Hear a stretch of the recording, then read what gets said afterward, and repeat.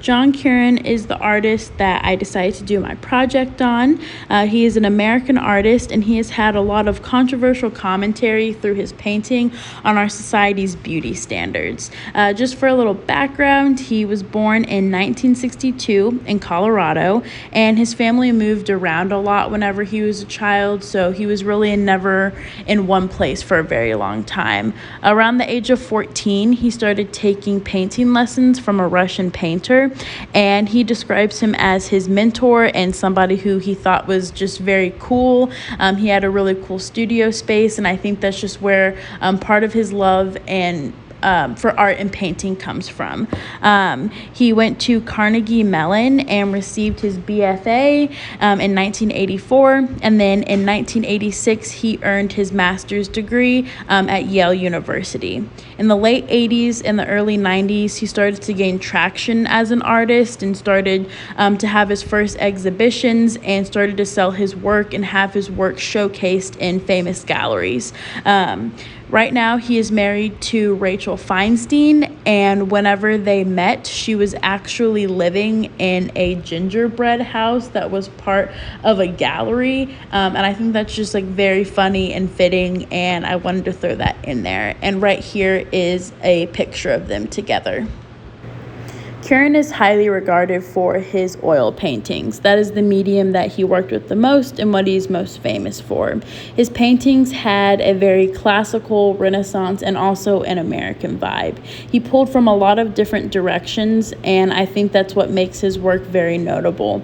His portraits are exaggerated, and they could be seen as offensive or offhanded, and a lot of them were satirical. So he was trying to play off of or bring light to a bigger image about what our society's beauty standards are and what our culture's obsession is with beauty and perfection in itself.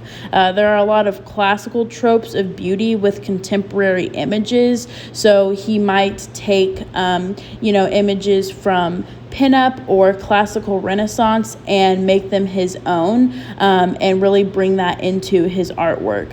And a lot of his art would look normal at first glance, but then you would look closer and then something would be off, like a body part would be much larger and disproportioned. So that's kind of his style and what he is most known for. I'd also like to note that Currin was just not afraid to bring out in the open how people viewed specifically women in this society. He painted a lot of pornographic images where women were very sexualized, and I think that really just brought home the point that this is really how women are and were viewed, and he was just really open and honest about that. And I just wanted to point that out because that's a big theme in a lot of his art. This first painting is called Honeymoon Nude. It's an oil on canvas, and it is 1,168 by 914 by 33 millimeters.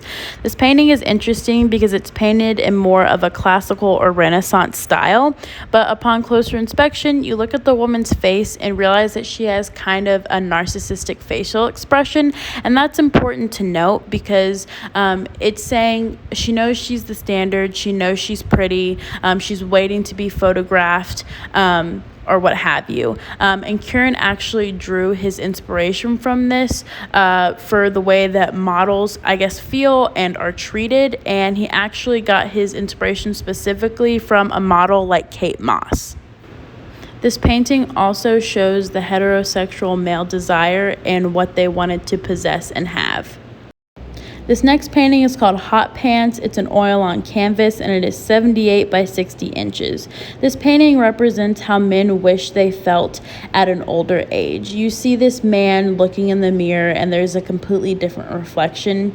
And this is important because most of the men that Currin paints are, seen as undesirable in our society's eyes. It shows the male image as fragile and less cool in real life.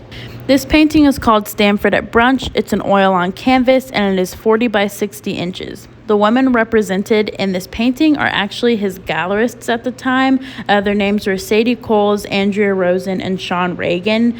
They're depicted as childlike women having fun. They're having conversation. It seems really warm and inviting, as opposed to the contrast with the winter landscape outside. And I think this represents kind of the cold outside world and how unforgiving it is to be a woman. And I think that, like, on the inside, it's okay to be childlike and have fun and be yourself, but in the outside world, you're sexualized for your body or being childlike or what have you. And I think that Currin was trying to bring light to that. This painting is called The Kennedys. It's an oil on canvas, and it is 36 by 32 inches. This is obviously the Kennedys, and it portrays a different side of masculinity. And I think it's really important because he takes two very influential figureheads and places them in a completely different light. First of all, they look kind of funny because their heads are disproportionate to their bodies, and one of them is in a dress, which could kind of be viewed as emasculating in our society's eyes of what masculinity and femininity mean.